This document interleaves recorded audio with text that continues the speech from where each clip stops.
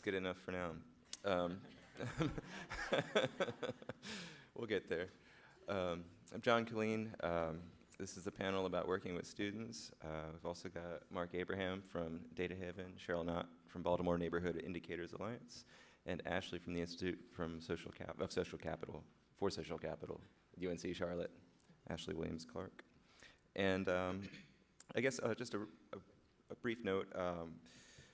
I work for DataWorks NC. It's a nonprofit in Durham, North Carolina.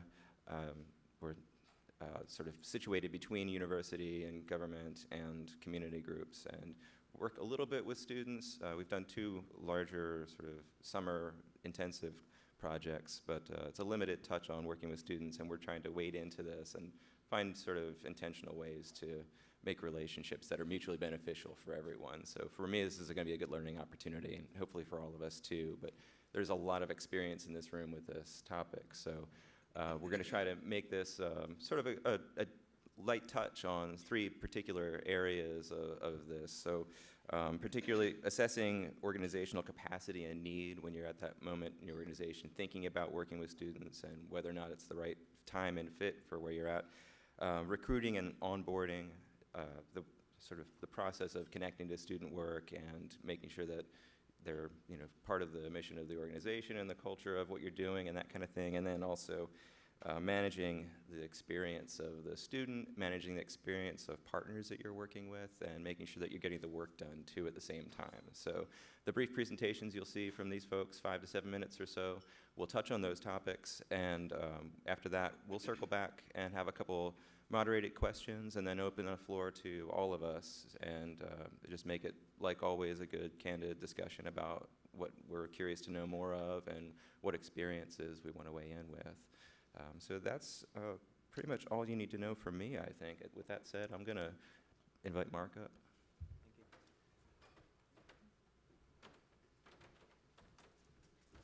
So just a show of hands, how many of you work with students currently? Nice. So this will not be new, but I'll go some quick. Effectively is the question. Yes. So microphone, yes. Let's see. So students, I just wanted to go through some of the benefits to us in case you need to articulate these. And this is important because funders, often your funders are universities or organizations that also work with students, so it's helpful to talk about these benefits. And having part-time sort of flexible staff, that's helpful just for proofreading things. We do the III check, and students can help one of those proofread segments. Robust analysis of neighborhood data with like doctoral students or postdoctoral students. They can take on projects that you wouldn't have time to do in-house. Often with co-preceptors, like at universities around the area.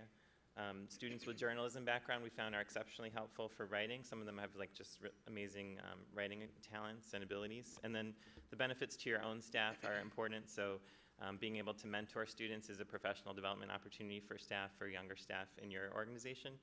And also, being able to contribute to publications if you're doing some of the more advanced work, that's also could be helpful from a professional development side for your own staff. There are other benefits of mentoring, like your students will eventually take over the world. Build relationships with potential funders and diversify funding streams. So I mentioned this earlier, a lot of these other groups work with students, so by building those relationships over time through students that they're already working with, that can help diversify funding streams. So if you're working with postdoctoral students, ultimately you may be involved in like steering committees that guide student projects for graduate or postdoc students. Or postdoctoral fellows in an organization, and that can lead to some federal revenue sort of from the management side of engaged student work. The placements that we have are work study placements and fellowships for professional students, like graduate public health students at a few universities around Connecticut, mostly in the Hartford and New Haven areas.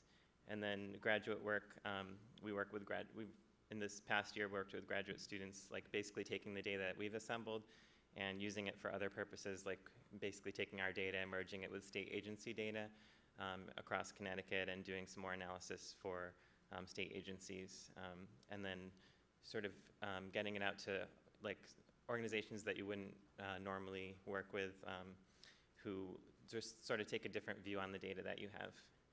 And that's really interesting. And then I mentioned steering committees. So for community engaged, a lot of the large research universities have like boards where they're working on giving back to communities through research and better coordination of student projects across the community. So there are various steering committees that look at not just how to ensure that fellows projects are most successful from the fellows' perspective, but also from the community's perspective.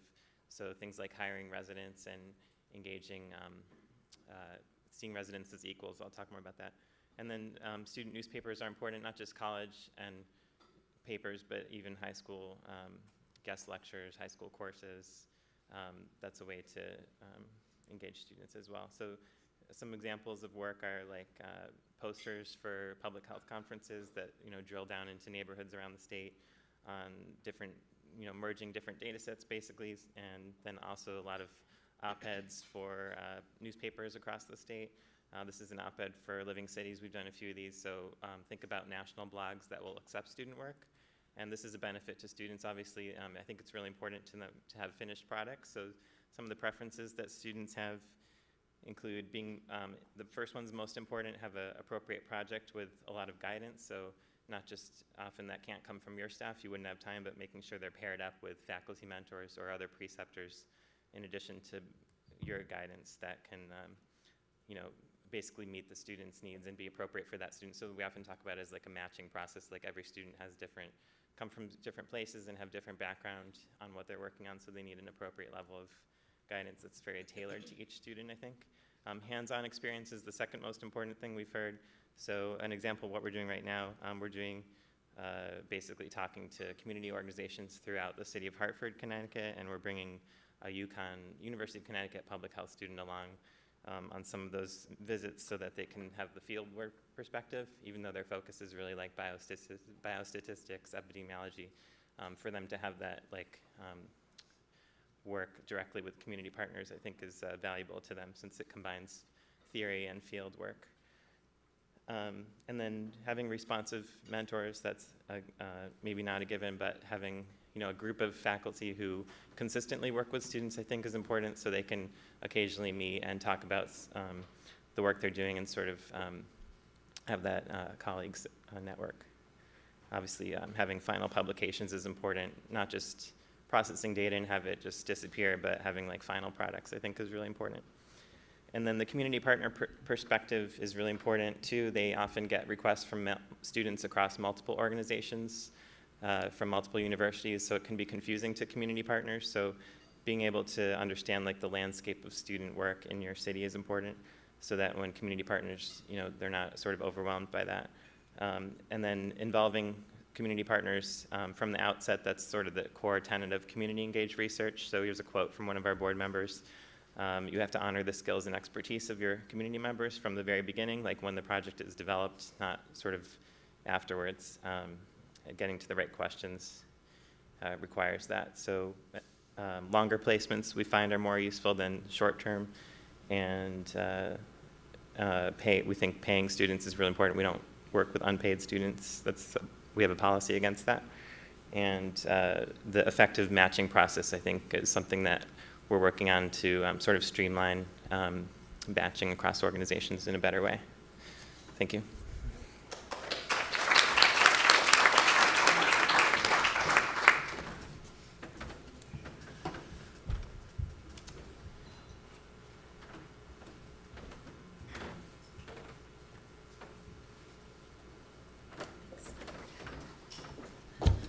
Good morning, everyone. I apologize in advance if I'm going to be clearing my throat a lot. I apparently have the Sahara in my mouth this morning. Sure. Pardon? Oh, brought it up with me. Thank you, though. Yes, good morning, everyone. I'm Cheryl Knott. I've been with the Baltimore Neighborhood Indicators Alliance for 10 years now. And just a quick little reminder recap, we are 4 full-time salaried workers within BNIA, plus 2 contractual staff, and we typically work with 1 university student every semester. So I'm going to highlight some of the some of the projects that we've worked on with student help and kind of describe the environment that we're housed in. So the Baltimore Neighborhood Indicators Alliance started nearly 20 years ago, kind of as a standalone nonprofit. It was affiliated with other groups in the city, but it moved to the University of Baltimore in like late 2006, early 2007. And when it came to the University of Baltimore, it was moved within the Jacob Frantz Institute within the Merrick School of Business. The Jacob Frantz Institute does a lot of economic and workforce development, social services research within the Merrick School.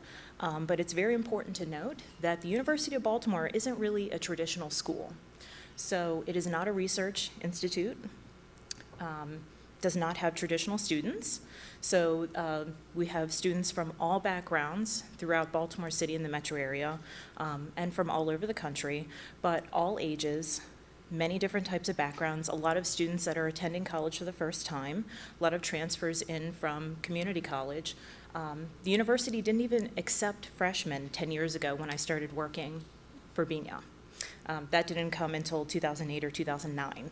So it was a school that had really been known for some of its more professional degree programs, so business, so strong MBA program, law school, but also a master's in public administration. So this is kind of almost a strange environment for us to be existing in, and we don't have a lot of, strong opportunities for, law students to come work with us. So how on earth are we bringing folks in? The main thing is a pipeline to a pipeline, what I'm calling. So our director, Seema Iyer, has been heading up the READ program at the University of Baltimore for the past few years. This is the Real Estate and Economic Development Program.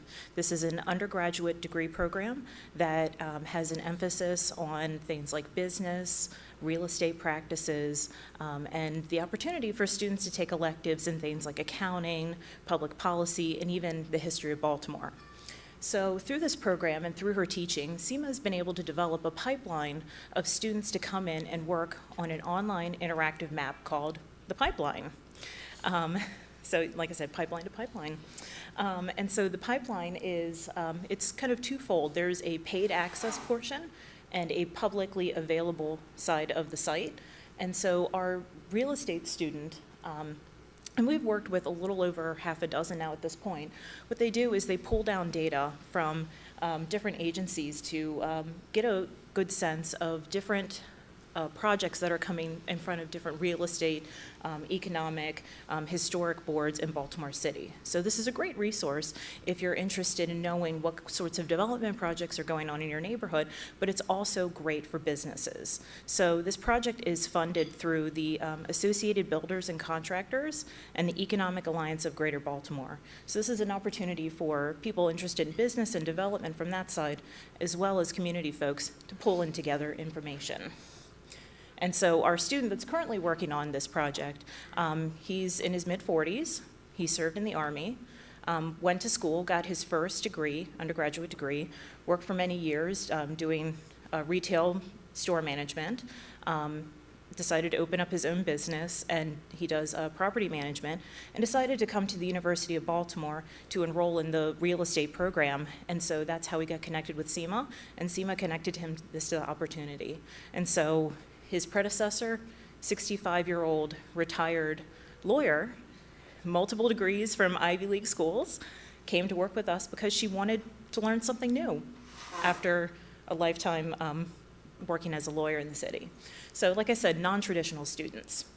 But we have a few other opportunities. So we have had a position in social media and publication design that we've able to staff from a student in the undergraduate program in digital communications. So this is fantastic. I mean, we always have a need for people pushing out content on Twitter, on Facebook, hopefully Instagram someday. We've been trying to get hold on that.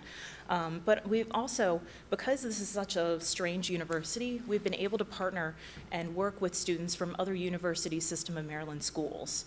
So we've had people come in that have been GIS data assistants to assist with geocoding or, like pulling stuff up in Adobe Illustrator and kind of making some final finishing touches on maps. We've also worked with computer science interns that have helped us develop web scrapers for pulling down things like foreclosure and tax data. And lastly, our greatest, what I'm always excited about, is a fellow that we've had from a program at University of Maryland, Baltimore County. So this is a program called the Sondheim Nonprofit Leadership Program that connects organizations to undergrad and graduate students that are interested in collaborating. And so for 2 years, we've been able to have a student from Maryland come and work with us on coordinating for our annual Baltimore Data Day event.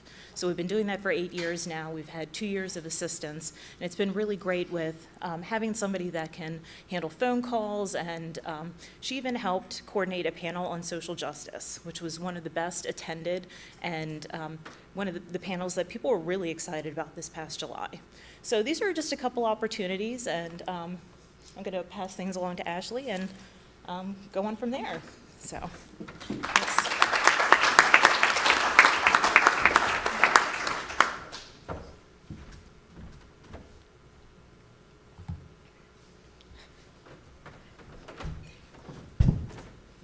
All right. Hi, I'm Ashley Williams-Clark with the UNC Charlotte Urban Institute.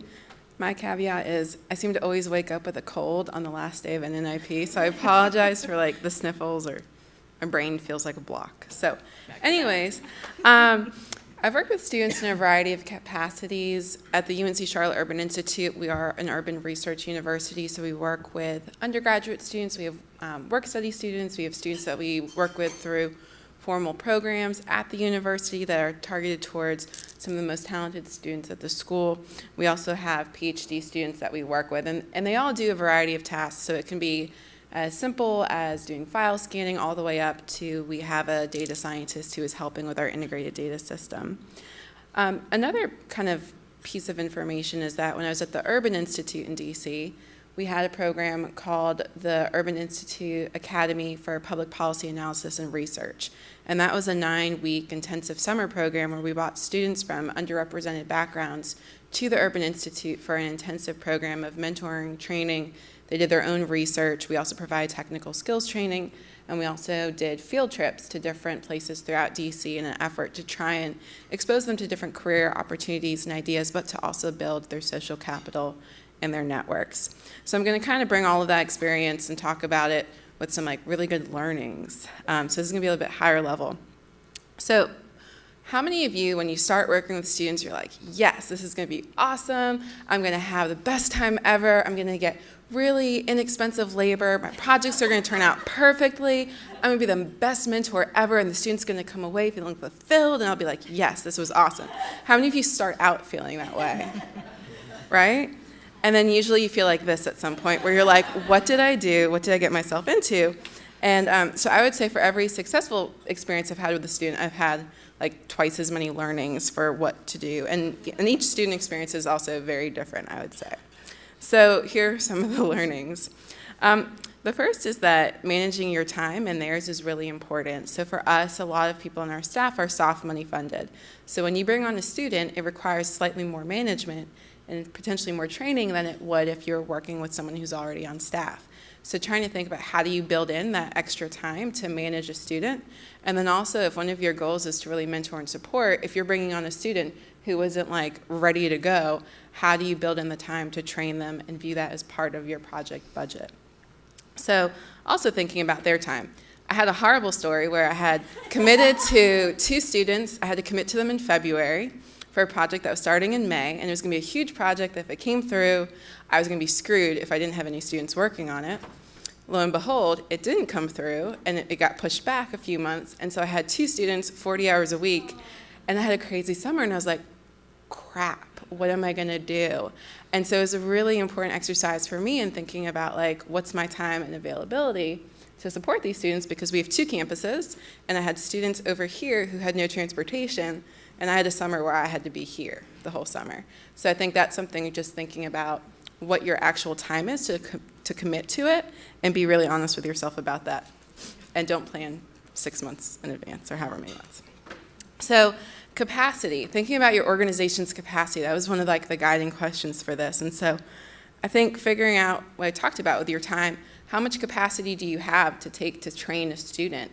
And then do you have enough work that matches their skill sets? So it might be that you have a student, but the work that you require is not a good match. And so trying to figure out if the students that you have enough work that fills that skill set. And then also, do you have the capacity to function if they leave? We have a student that's a PhD student. We have invested probably $10,000 of training in this student. And if she gets funding for her dissertation, which we hope she will leave tomorrow and we will be in trouble. And so figuring out how dependent you are on students and what your plan is if they leave. For thinking through the pipeline, we've developed a lot of partnerships with different units within the university, and that's been really key in identifying talent when we need it. We have to make commitments usually at the beginning of the semester for students and keeping them for a full semester, so being able to quickly identify who those talented students are that we could bring on. But then also in thinking through the work at the Urban Institute, we worked with over 30 researchers every summer who committed to mentoring and supporting students, and that was a big lift, and it was a big commitment by the Institute to commit to do that. Kathy and Leah were both, and maybe Rob, maybe. So having those partnerships with both people on your staff and also within your university is really key. So managing expectations and goals, not just their expectations and goals, but yours. Making really clear on the onset what you want them to do and what you expect of them, but viewing this as a mentoring opportunity. So we realized we have a cluster of students working for us right now, from work study to something called the Levine Scholars Program. And so we were like, hey, we have all of these students. What if we brought them together and said, what are you looking to get out of this, so that we can try and think about some enrichment opportunities for you so it's a valuable experience. And then also I've had times where I'm like, hey, go do a lit review. And they come back and there's no references. And I'm like, all right, that was a waste of like 3 weeks, you know? And so learning how to build in checkpoints along the way, and also making sure you're forcing them to communicate with you if they're hitting walls or barriers, is helpful. So the last piece or second to last piece, is I believe really strongly in the concept of lifting as you climb. And so as we look at using students, viewing it as an opportunity to kind of help develop the next group of researchers entering the field. And sometimes our resources limit the extent to which we can mentor, but to the extent it's possible, it's wonderful if we can work with students and view it as both an opportunity for project benefit, but also a valuable learning experience for students. And so, like I said, we really focus on asking students what they want to get out of it and trying to identify if there are ways that we can help build their professional careers. And we have a number of students who have gone on to work for us and done great. So the last thing is that I think it's really important to consider diversity in the students that you work with. Students create a pipeline to your organization and to other organizations. And I think that having a diverse set of perspectives is really important to the work that we do, and making sure that to the extent possible, there's representation of the populations we're studying on our staff or with the students that we work with. And working on projects such as these provides an important learning, training, and growth opportunity, and not just for the students, but for us. And so with the Urban Institute Academy, we tried to focus on increasing that pipeline. And so I think a challenge for you all is to think about ways that your organizations can help support that pipeline, and examining if there are any barriers. So Mark talked about not having students for free, always committing to pay. The Urban Institute Academy paid students, we paid for their travel, we paid for their lodging, and tried to look at where are some barriers to students to working with us. And so just want to throw that out there as a consideration as you work with students, because sometimes we forget about that. The end.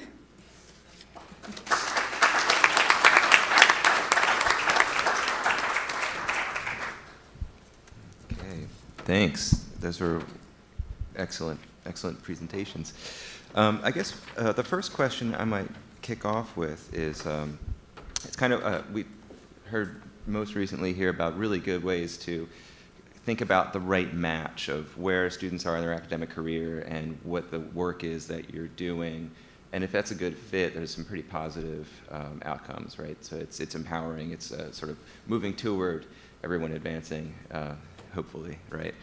So on the obverse of that sort of too, knowing about how community university relationships have a lot of times historically been challenged, and with thinking of something Mark referenced a little bit of is where work gets done, research gets done, and it sort of disappears after the product is finished, probably for an academic reason or maybe for publication or something like that. A lot of that's accumulated over time, and there's not as much trust in some cases. How do you ensure that community partners that you're working with students, they get valued for their expertise and time, as you said too, Mark, as equals in the process, especially when it contributes to an academic project or to dissertations? Yeah, so for the more structured programs that we work with, there's an explicit setting expectations about contributing to the host organization. So ideally the host sets the work plan, and the work's not just about the final product, but there's a lot of work built in along the way that would be helpful to the organization. But it's never perfect, so we find that doesn't always work out so well. So the best way to engage students is often have them to ensure that you have a student can work more independently and think of it more as a separate project that they're sort of doing to support their own growth, but ultimately there's some product at the end. The in-between work where they're trying to contribute, unless the program's very structured and has training and the students are more advanced, it can be a challenge to really contribute to the organization. And then community-based organizations, if they have that experience, they're less likely to want to host students if they're not seeing that value of it. One way that community-based organizations see the value too is being connected to other institutions in their community. Students may come with a relationship with a certain faculty member, and then that faculty member may work for a large institution in the community, like a hospital or another university. So then the community partner that's involved in the project can connect through those resources to other large institutions, which I think they see as valuable, since those are the peers that they want to be influencing and working with more closely. Do others of you also have sort of advice or guidance on that? Experience with dealing with it? Yeah. Sorry. Well, no, not so much for us, because like I mentioned, and I keep mentioning, University of Baltimore is non-traditional. It's not a research institute. It's a place where, well, let me mention this. The slogan for many years for the University of Baltimore, the tagline was "Knowledge that works." So it's all about kind of having applied skills that can be used to reach an outcome, a deliverable. And so with many of the student opportunities that we've had, they've been very finite. It's, very structured of, okay, we have a particular project, we need to get it out, and there's a little less engagement with the community. It's more or less engaging with us as we are working with the community a lot of times to then get that final product out there. So, most of our students work internally, like I had mentioned, on creating better tools for us to use, so that when we are pulling down data, especially around housing data, court data, that it can be really useful for us to kind of communicate the data that we're finding in our reports and presentations and to community members. And it's really difficult. The challenge for us is being able to find students that are okay with such a structured, finite project that they will be working on, knowing that they're not going to have the wiggle room to, explore and do their own kind of research, because, we have a set amount of money and we need to get a project out the door and completed. So they don't really have that time to explore and to have a lot of these projects directly contribute to their own work. We're more or less kind of giving them a set of tools so that, when they have a project, they will know exactly how to pull down data and map it if they need to, or to do a specific function in Excel or SPSS or something like that. So we're very just focused on giving students more tools to go in their toolbox, really. So there's a little less of that community engagement for our student workers. So. Yeah, so for us, we're an applied research center, and a lot of the work that I do is very community partner involved. And so to the extent possible, if my students have transportation, we try to partner what they're doing in the office with something out of the office. And so, for example, those 2 students that I had for 40 hours for a full summer, a core piece of what they were required to do as part of the program they were in was to do a community engaged research project. And so we went to a community partner, and basically what we told the students is, we talked about the history of universities and communities and lack of trust. And in this case, we have trust, but there's also the reputation of coming in and doing projects and leaving. And so how do you make sure it's really listening and engaging with the community? And so the first thing we had the students do was have a meeting with our community partner and just sit and listen to what they needed. And then they crafted their projects based off of those conversations, and we built in checkpoints along the way. I think it's really beneficial if you can. We can't always, but if you can help the student understand the connection between the work that they are doing sitting at their desk in the office with how that relates to a community partner and how that is going to have a big contribution to overall piece of work. We have students right now who are working on an eviction project, and so we had them sitting in the core offices scanning records so that they could understand what that process was like. And we've had students help volunteer at events, and not because that's necessarily like, wow, I'm getting all these skill sets out of like checking people in at an event, but it's giving them exposure and helping them see like what community engaged events look like, what the processes are. And so that's been something we've tried to work on. Thanks. So I guess one of the things that Mark said also I thought was really helpful, and I don't know, maybe others have tried this too, and it speaks to a lot of these other challenges about the relationships too. The idea of knowing what the landscape is of other research or university to community group relationships, those touches that happen that we might not be aware of. So as a community group would be a location for a work-study student or several other projects, research projects, class projects that might get sort of become asks to a community partner. How do you know about that? So maybe if you might say a little bit more about that inventory or that landscape assessment that you mentioned, and if anybody else has sort of an experience with that too, and getting to know it better so that you know what you're getting into when you reach out to someone. Yeah. So Yale, like any large research institution, there's a very complicated relationship with the community. Yale has a Robert Wood Johnson Foundation and Clinical Scholars Program that's been in existence about 30 years, and that project has a steering committee on community engaged research, basically. So it's representatives from community-based organizations and universities throughout the southern Connecticut area. And it's basically a place to discuss like how best to engage community partners and ensure that the fellows' work and student work is benefiting the community and engaging partners, with the goal of producing like permanent infrastructure, basically, or results for the community. So that's been helpful because to have all these groups in a room is really the best way to learn about what's happening at other institutions. And then from there, I'm chairing like a committee, since Data Haven's a nonprofit and a community-based organization. In addition to helping to coordinate research, we're the chair of like a committee basically on student, basically ensuring that community partners benefit. So one of the goals is to collect like documentation about the different policies and best practices across the organizations, but also to have the inventory both for students and faculty as well as for community groups to understand, to be able to give something out beyond the groups that are already engaged in that committee, to give something out more broadly about like the 17 different, student programs that are out there that they'll be hearing from or might want to engage in if they do want a student to work with. So that sort of committee that meets every month or two, I think, is really useful in our work, and it's part of a grant requirement, but it's also something that would probably be there. It really touches other community engaged work around the community, so it's sort of an outlet for other like large research entities or federal grant, NIH grants and things like that.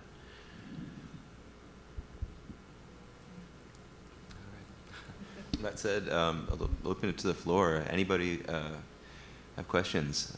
Where should we start?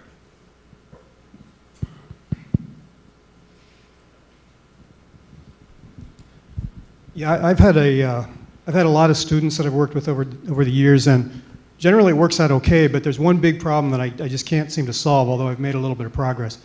The problem is when we get computer science students, they come with their head filled with artificial intelligence and machine learning on all this, and then I say, what we really need you to do is take these Excel files and get them into the enterprise database.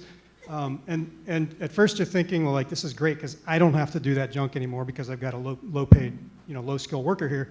Then you realize that they have 5 other internships from really high-quality potential employers that they could go to instead of you. And so, we end up spending a lot of time like trying to pamper these people so that they'll stay. The way I've gotten around it to some extent is just instead of saying, go deal with these 150 Excel files, you tell them, would you please automate this process? And then they get to, write some cool Python code, but then the next group comes in and you say, could you take care of these Excel files? And they use the automated process and they come back in 10 minutes and it's done. So you have to then find more like challenging work for them to do. But also, just as an aside, I'd love to vouch for everything that I just heard from the presenters. All good information and good advice.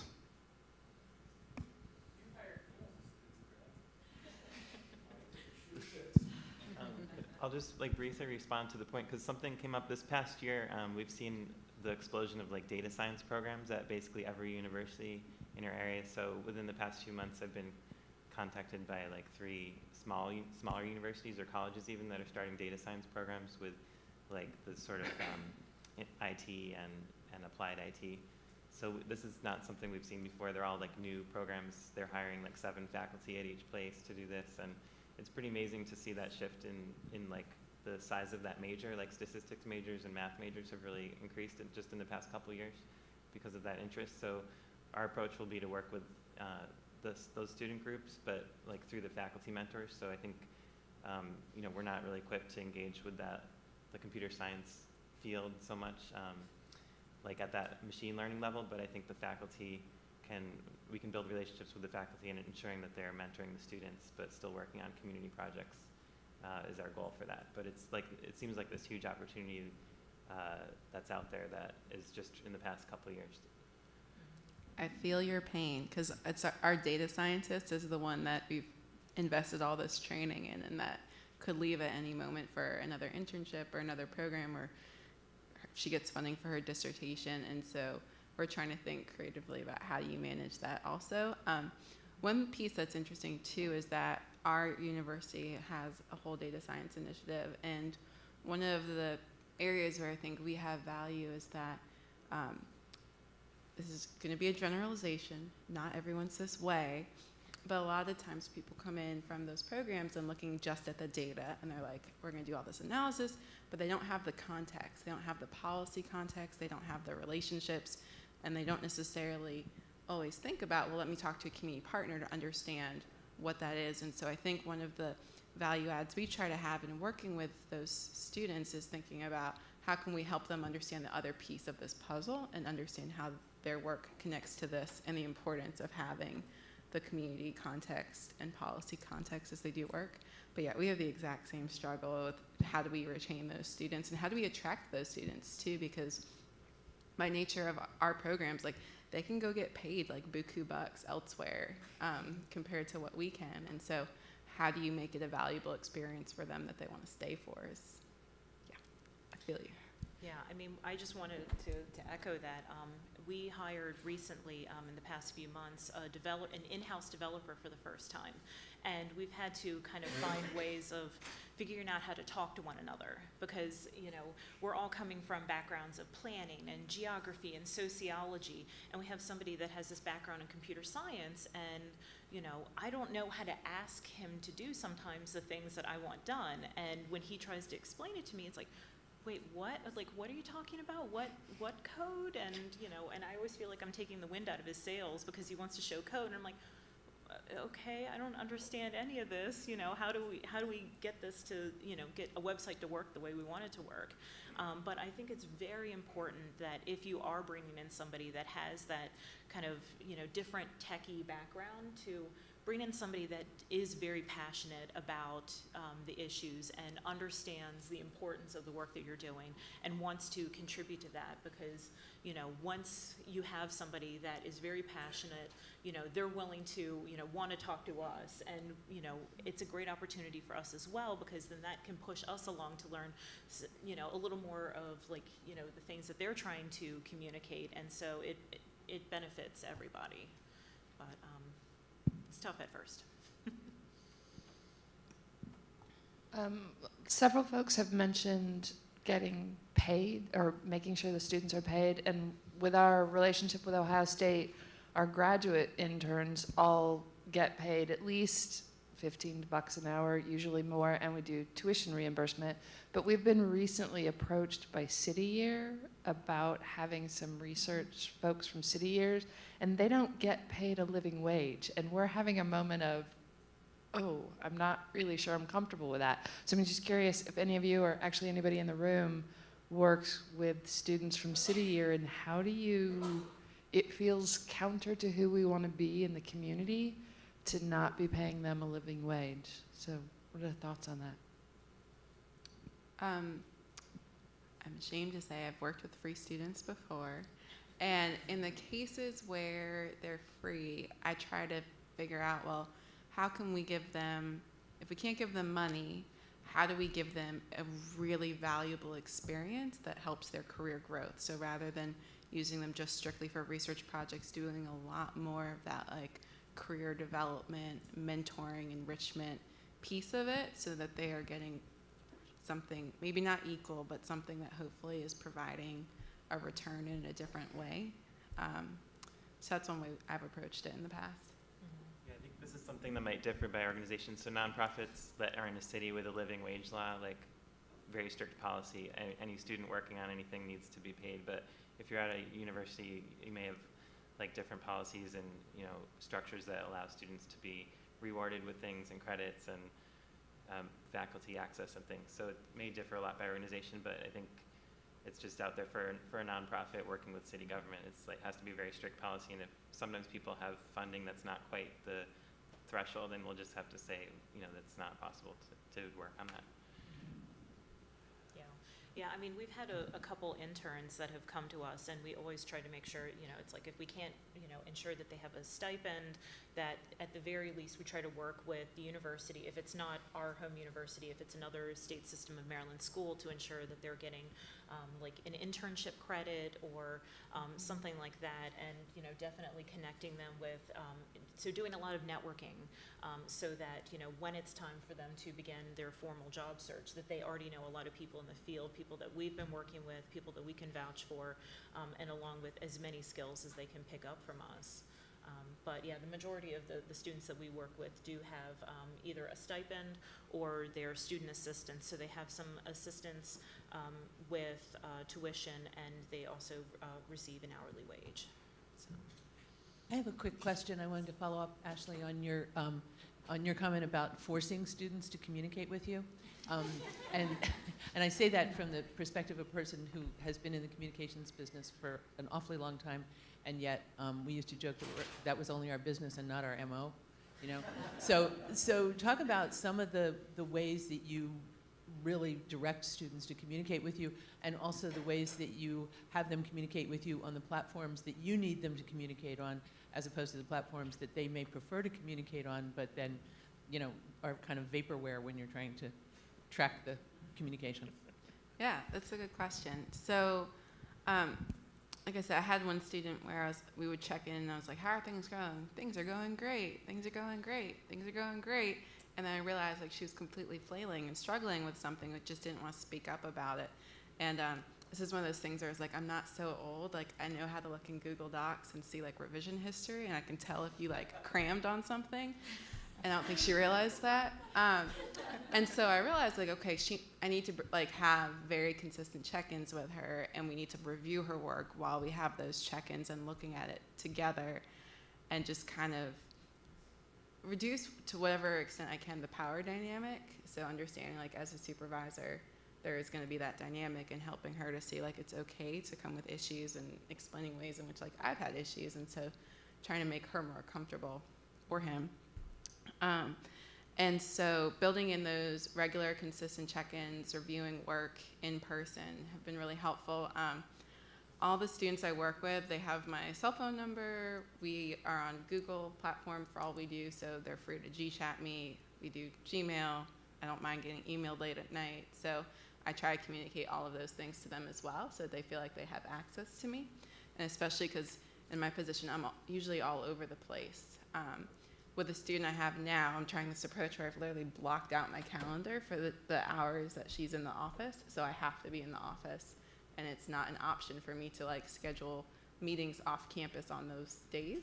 And so that's like a personal commitment I've had to make to not do that, or to do that, so I'm there to support her in person, because I find if I'm not there in person and as a resource, like just to stop by, it creates a bigger communication barrier for her to have to email me versus me like swing by and be like, hey, what you up to? Can I see what you're working on? How's it going? I can see if you're on Facebook. I can see if you're texting, you know? So I think being there present in person and also letting them know that you've made that commitment to be there for them goes a long way too. I'm still figuring it out though, I should say. Yeah, I wanted to just maybe see a show of hands. How many of you in the room are working with student organizations or clubs as part of your work? We've done a little bit of that in Pittsburgh with a computer science club at the university that we're part of, and they did a really neat project. I mean, it was still time intensive for us, but it was a little bit of a different experience for us too, in that we learned, you know, how to work with a group of students that we didn't have on our payroll.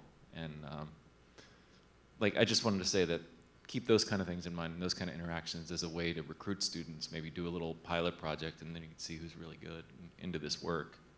But also different ways that you can work with students that are a little bit less traditional than finding money for them and giving them an internship, but a little bit less hands-on. That wasn't a question.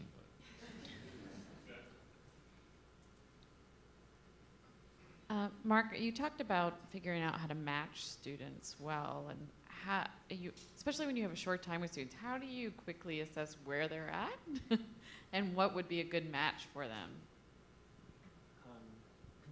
Yeah, I don't know if it's quick, but no, it's not like an algorithm. But there's We should usually put like the with computer the science students on that. with the placement, there's usually a few people involved, the faculty and then the organization, and you know, sometimes the faculty know the student well, so if they can talk to the community organization first and get a sense of what their needs are, I think it's just a matter of like making sure those connections happen at the outset.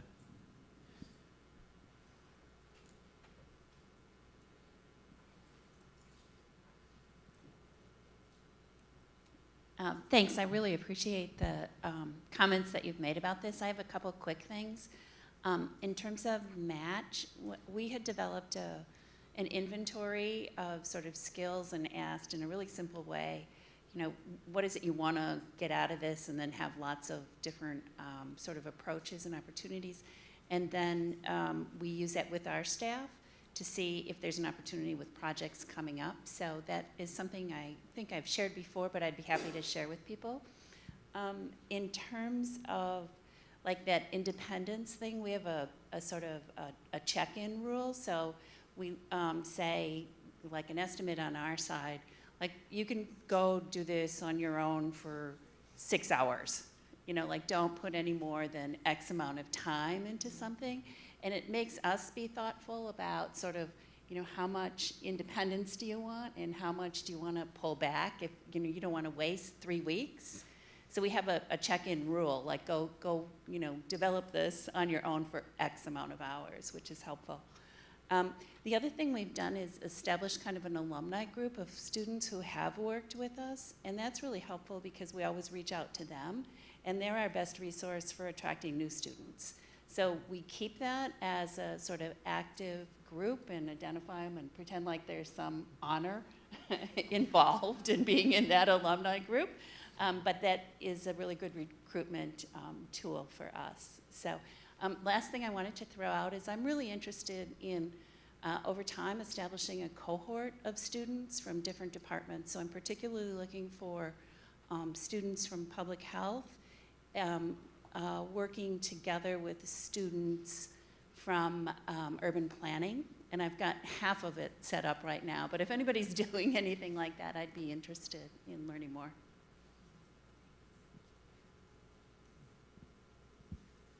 I had one just comment, but it's not about having an interdisciplinary. So we had some reasonably successful efforts with computer science students around machine learning, and I think machine learning helps speak to the computer science student, but to make that successful, we had sort of our statistician, our modeling researchers on that team who can speak about modeling, but maybe don't know about machine learning. And the computer scientist just had to sort of have a little bit of willingness to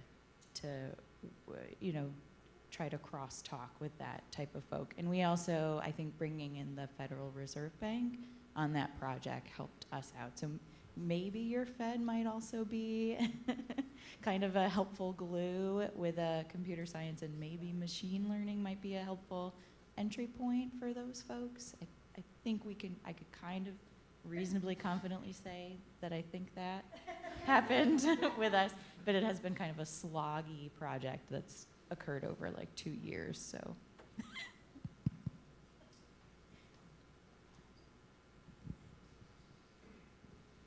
Hi, Katie mentioned the Alumni Group, and it made me remember that one of the key benefits that we get from working with students, and we have to work with students, we don't really have a choice.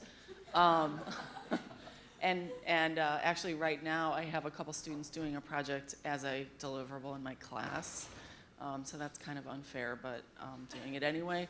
But one of the best benefits is that we have this group of students that are, when they finish their planning degree, and the master's in planning students are the best. The PhD students are not usually that good. They're unreliable and they drop out and, they just disappear. But the master's students end up working in the community and organizations that we want to partner with. So it sets up an automatic connection to those community partners. So it's really great. Disappearing students is a very real issue and thing. We've had that happen a couple times where students have just kind of dropped off and you're left with a half-completed project. So what does that look like?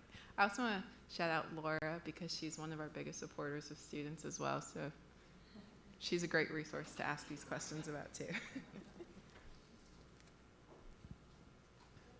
Ashley, you pointed out the importance of paying students over here.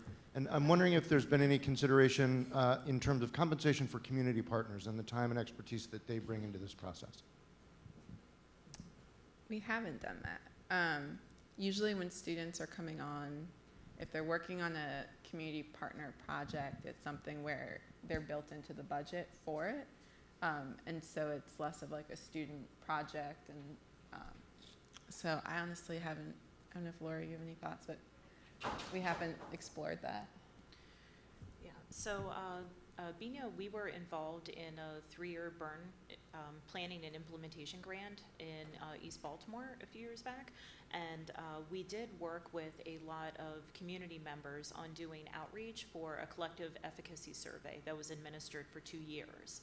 And that was really great. We were able to engage with young adults especially, but over the age of 18, who lived in the neighborhood, who had friends, who had family, fellow church members in the community, and they were really able to go out instead of us and administer the survey. And I think we were able to get really great responses because there was, really good trust of, okay, well, here's my friend, he's partnering with the university, so I know this must be legit, that, it's something I might want to do.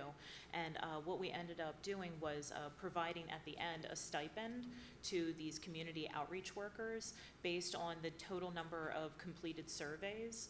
And that was kind of a way to, you know, weed out people that might only want to do 1 or 2 surveys, that we were trying to get people to knock on as many doors as possible and get people to fill out at least 15 or so of these like huge packet surveys. But that was a really great opportunity because we were able to provide this opportunity for young people in the community that, you know, were either in between college and, you know, in between high school and figuring out, do they want to go to community college, do they want to get a job? And so it was like a little opportunity for them to make some money and for us to get a great product and benefit out of it. I think, yeah, it's really important to have that equity, the equitable approach to working with partners. We try to weave students into existing collaboratives, so like in Hartford, they're like 6 funders and they are already funding existing organizations, so if the student can come into that work where the partners are all feeling like they're on being sort of compensated and their staff time is being compensated equitably, that is very helpful. If not, it's good to try to build, if you're designing a new project from the outset, it's good to have that understanding that, you know, there'll be pay for all the partners involved, not just the institutions. And as a community partner, we're more on that collaborative side. Like, we get funding from about 50 organizations, so we're sort of being paid in that sense as a community partner ourselves. So if other organizations are coming into a project for the first time, it's important to think about that, since their goodwill, you know, won't last forever. So that makes me think of something. I think also when we think about community partners, we have different types of community partners. And so we have institutional partners that we work with, like nonprofits that we work with and partner with in the community. And there, if we have a student working on a project, it's usually alongside with us. If we're working on, and this is just generally, like if we're working with a community-based organization or like a neighborhood group, I think we bring a different sensitivity to it, recognizing that lots of times like students pop in and out of those neighborhoods for student projects, they leave, and it's of benefit to the student, but you have to make sure it's a benefit to the community as well. And so I think another consideration as you work with students is that a lot of the times those neighborhood organizations, if they're partnering with you, they want your organization, and to make sure that if you have a student working on that project, that they don't feel slighted, that they see the benefit of having that student, but they see you being equally as present and involved with the project. So it doesn't seem like you're just passing them off to students. Even if the student's a great resource, I think that's just something to be sensitive to in those relationships and partnerships. How are we doing for time there, Olivia? I think we're right up at the end, so that's it. All right, thanks. Give a big round for our panelists.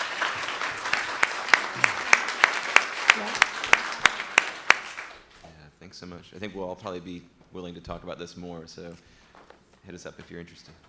Okay.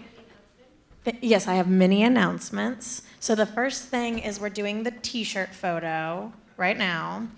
The second thing is if you didn't pay with your breakfast voucher for breakfast